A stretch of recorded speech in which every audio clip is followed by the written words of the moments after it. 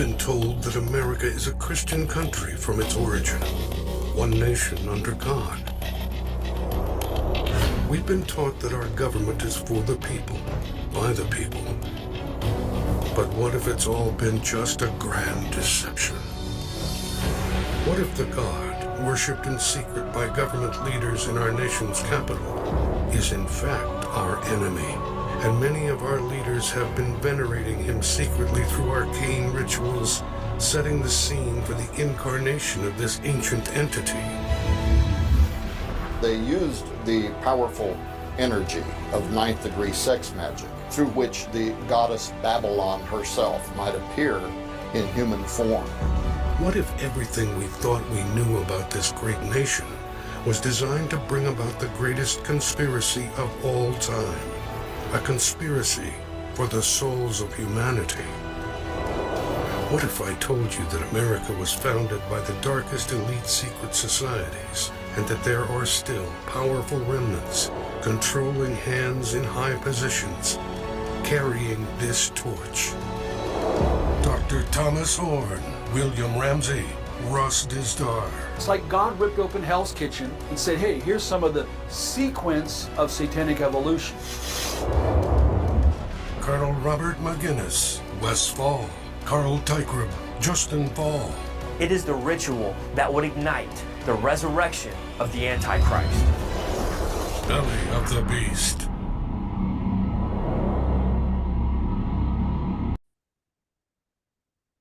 So is the United States of America by design set to fulfill an ancient esoteric prophecy charted by the mystics of ages past? It's quite possible, as this Belly of the Beast documentary shows us. That's why I played the little preview for you there, the trailer from it, because I own this and I've owned it since it came out in 2020. And if you don't own it, or if you haven't seen it, I highly recommend it. I know a lot of you have, because you've made comments about it in the comment section here on YouTube. So anyway, Belly of the Beast, highly recommend this documentary. And the reason I'm playing it is twofold. Number one, we just got through America's 250th birthday this past weekend. And number two, I've got an article here that I pulled up from my email this morning talking about the American Revolution being a hoax. And it was perpetrated by the founding fathers and their parasitic handlers, just like the Belly of the Beast documentary talks about as well. So let's get into it like we always do. And this one is going to be longer. So if you're bored easily, I don't know, maybe you should just click off and check out a different video that's shorter. But this one, we can't really shorten because there's a lot to this story. Now, I'm not going to read this whole article word for word. It is quite lengthy, but very, very good. I highly recommend it. It's over here on Substack at the Terra Times. So I'll put the link up on the website like I always do and give credit where credit is due. So now here we go. Given that we've reached the 250-year mark since the signing of the supposed Declaration of Independence, it's appropriate to have a look at what's actually being celebrated. The American Revolutionary War and the Founding Fathers are iconic themes in the official history of the United States of America. If they learn little else about history, students in the U.S. are repeatedly hammered with the two themes of above, along with the idea that America is the land of the free and the home of the brave, when in reality it's the land of the fee and home of the slave. And that's really what we are, slaves to the system that they put us in. Americans are also taught that their freedom and rights are guaranteed by a Constitution and Bill of Rights created by the Founding Fathers to be used by all future generations. Are you familiar with the famous line from William Shakespeare's pastoral comedy, As You Like It, that all the world's a stage? And we talk about that here a lot, don't we? The horrific worldwide stage pandemic event with a heap of additional ad-lib that we recently experienced is a testament to Shakespeare's claim. Most of the American public still doesn't realize that the COVID-19 operation was staged, although more and more people are becoming aware of that fact every day. And here we see the dancing nurses and doctors from 5-6 years ago, remember? They told us the hospitals were full of people, full of dying people, and they were actually mannequins for the most part. And then when people actually went to the hospitals to see how full they were and to report, and see it for themselves, the hospitals were empty. But not the nurses were all there. They were all there doing these dance routines. Now, many of those who figured this out early on have already been researching prior historical narratives, finding many of them to be total fabrications, so they weren't that surprised when the current contrived event occurred. Don't forget, no plane ever hit World Trade Center Building 7. So I'm going to scroll down here now a little bit as we get into the founding of America. Do you remember that being taught through movies, a particular preferred method of indoctrination, that the American soldiers used guerrilla tactics to defeat the British soldiers? Mythical hogwash. You might already be wondering why American historical scholars haven't been exposing the real history of the United States. Well, it's for the same reason almost all physicians went along with the COVID operation, even to the point of injecting the bioweapon into their patients. The great American iconoclast and man of letters Upton Sinclair once wrote, "It's difficult to get a man to understand something when his salary depends on his not understanding it." Exactly. Regarding the founding of America, the nation was firmly founded in both the principles of governance and social philosophy, based upon, get this, Talmudic Judaism, which itself is a semantic trick veiling a deeper truth. Upon deeper examination, one discovered that the vaunted Hellenistic origins of democracy are but a thinly veiled concoction by Jesuit scholars. There has never been a democracy in the entirety of mankind's history, nor does there exist now a democratic government in America. No, it's an oligarchy. No, nor has one existed anywhere else. Only the appearances or trappings of one. In truth, Talmudic Judaism represents the principles of Fabian socialism, which is tied in with the philosophies held in secret by high degrees of Scottish Rite Masonic orders. The philosophical nature of Fabianism can be found in the works of Friedrich Nietzsche, Heinrich Hegel, Niccolo Machiavelli's The Prince, and even Thomas Paine's Common Sense, a pre-revolution Federalist propaganda tract written at the behest of so-called Founding Father and high-degree Mason Benjamin Franklin. The interconnecting principles of all these works of philosophical scholarship are unity, brotherhood, and fraternity. Unknown to most Americans, and apparently to most historical scholars, is that all of these terms reference the underlying motto of the International Fraternal Orders of Freemasonry, the true founding fathers of American, French, and Bolshevik revolutions. Yeah, it was just two sides of the same coin. Just like it is today with the left and right paradigms. Have you noticed the black and white checkered floors in many Hollywood movies and TV shows? It's always a nod to the Masonic viewers. You see this in almost all of the movies, guys. The International Masonic Brotherhood is merely an instrument. They are the worker bees carrying out the political and social bidding of the ruling elite, 13 Jesuit families. How more than coincidental, then, America was founded on the basis of 13 colonies? Question mark? No. This was far from coincidental, for the unfolding of mankind's history does not occur merely by accidental happenstance. History is the recording of fraudulent events carried out of whole cloth. Mainstream and popularly accepted historical scholarship is but a thinly veiled canard designed to conceal the truth. Yep. Did you know that the gold fringe on the American flags below signifies that the country is under British Admiralty of the Seas? Yeah. We're not under the Constitution, you guys. Not at all. This is why whenever one tunes into MSNBC to watch live coverage of whatever the actors going through the motions of appearing to enact laws, one will notice the twin columns of Roman fasces displayed behind the Speaker of the House as he stands behind the podium to make his address, right here. As with the passage of so-called history, what one witnesses going on in the American Congress is merely a display of grand theater. Every single time. And it's filled with actors playing out their roles under the cover of pseudonyms. Yep, they're just educated actors playing out their roles. Most of them lawyers. That's what they are. Why would a self-governing people have any need for elected leaders, especially leaders who are merely hand-picked puppets of the Crown Temple Board of Directors, belonging to the Masonic lodges controlled by a self-appointed ruling elite of Jesuit jackals? Long ago, the ruling Jesuit families were advised by their learned courtiers that in order to cement the idea of a globalist philosophy into the minds of the masses, and realized their great dream of a globalist order, such a plan could only be carried out under the utmost secrecy and with diligent patience. They were wisely advised incremental progress would be the best approach, utilizing whatever means necessary, whether political or social, in reaching the penultimate goal of global consolidation. The American Revolution was but one step in that direction, merely but one increment or part of over the overarching plan. In fact, America as a corporate entity was formulated as a military instrument to be utilized in achieving globalist goals. Yeah, it's the military wing of the revived Roman Empire. In fact, the Roman Empire never really died. It's been in the Vatican this whole time. And that's really, along with the bankers, who controls everything.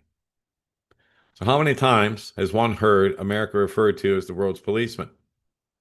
And here are instances of the United States overthrowing or attempting to overthrow foreign governments since the Second World War. And it's quite a long list. And then here's a list of bombings the U.S. has taken or undertaken since World War II.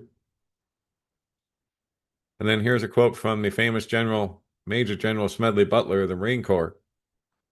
I served in all commissioned ranks from second lieutenant to major general, and during that period I spent most of my time being a high-class muscle man for big business, for Wall Street, and for the bankers. In short, I was a racketeer for capitalism. I suspected I was just part of the racket all the time. Now I'm sure of it. In fact, the technocrats wanted him to overthrow the U.S. government back in 1933, and he refused. In truth, America was established as a corporate entity, subject to a monopoly, corporate sovereign presided over by royal charter, and bound by the terms and conditions of a contract with the East India Tea Company.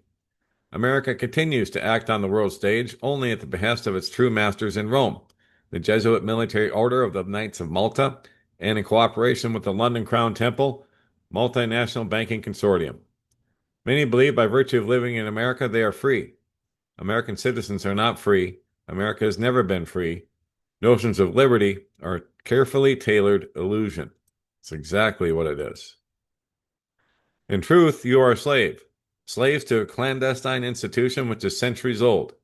America does not abide by the timeless virtues of liberty and freedom, but by the Byzantine uniform commercial code of merchant law, or admiralty law, under the auspices of the Crown Temple in the city of London. Has one never wondered why courtroom flags are fringed in yellow? That's the telltale sign that you're now standing under the legal auspices of admiralty law, and not, as you've been taught in public school, the U.S. Constitution. Nope, you're under admiralty law, just like it says. America is not a company, but a corporation, as we all know. And if you don't, well, now you do. Every U.S. citizen, by virtue of having been issued a Social Security ID, is a registered employee, and your name in capital letters on your Social Security card certifies that you are stock of the U.S. corporation. Corporations exist on paper, and since the Constitution of the United States exists on paper, it is therefore a contract containing terms and conditions negotiated between esquires or attorneys, called to the bar at the Crown Temple.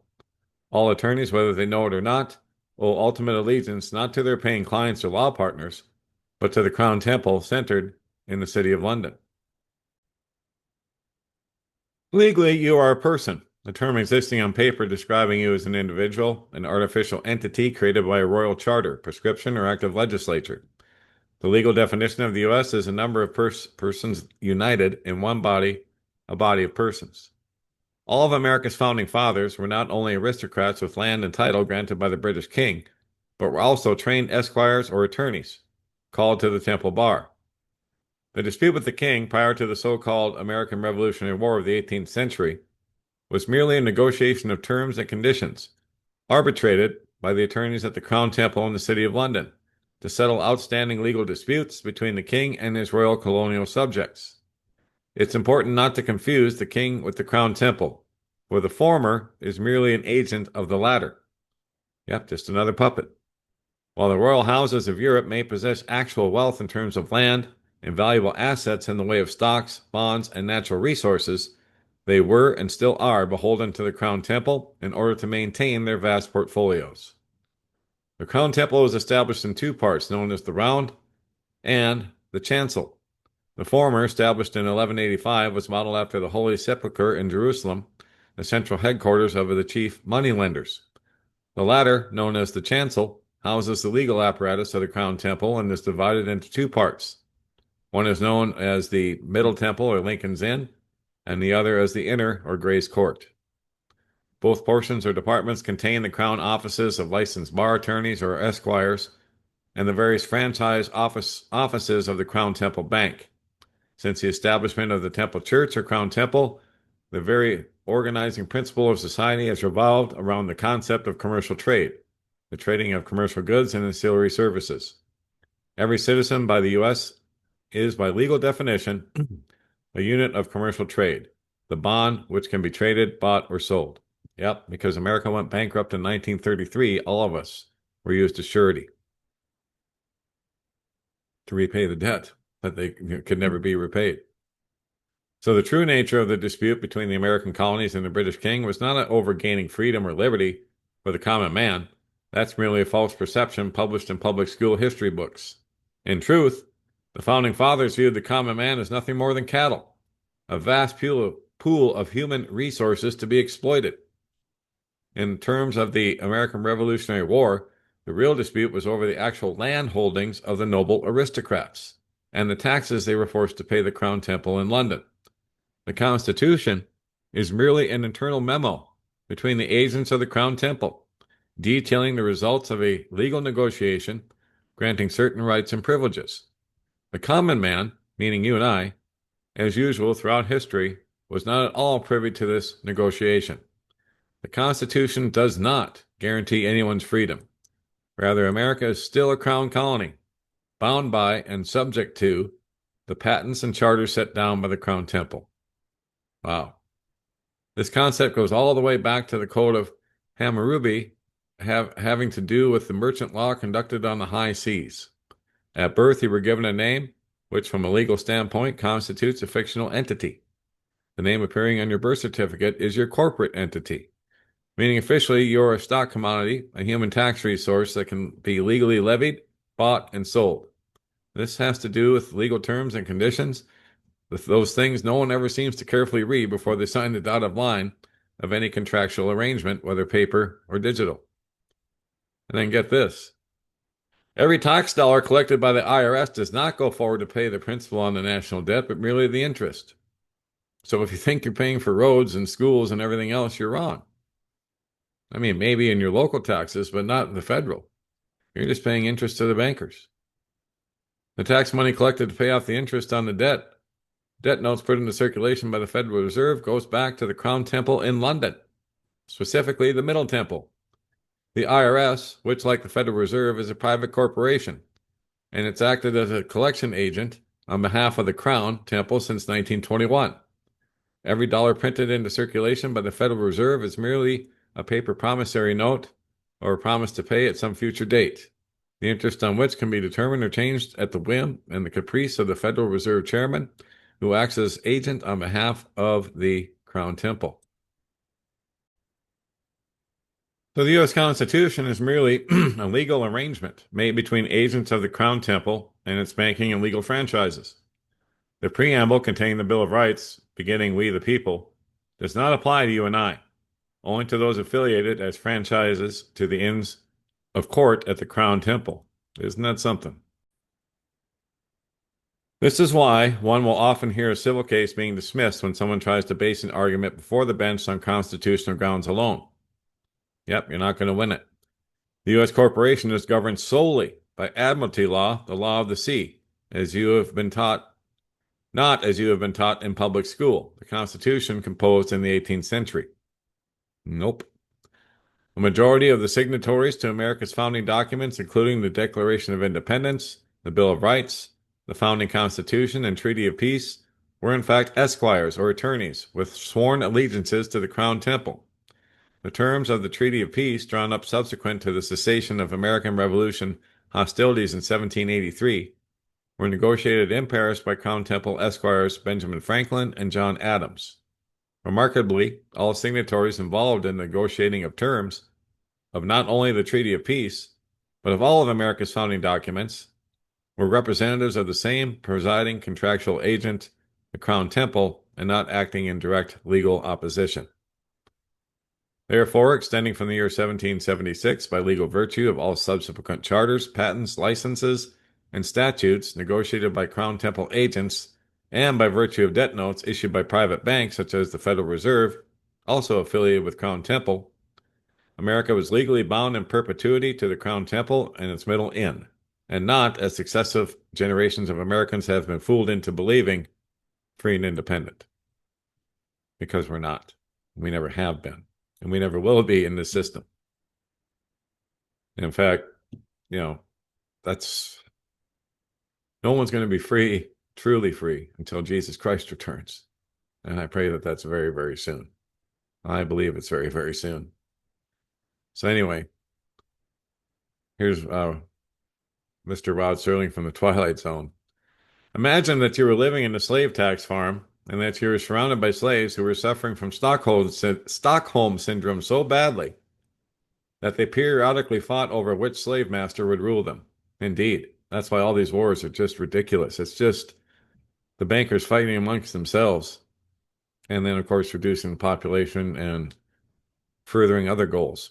But anyway, according to Francis Bacon, in his text, The New Atlantis, conquest and settlement of the North American continent, with its potential for the mining of vast natural and human resources, would exist as an ideal beachhead from which to launch a powerful catalyst in the formation and realization of a globalist feudal order presided over by the 13 elite Jesuit families.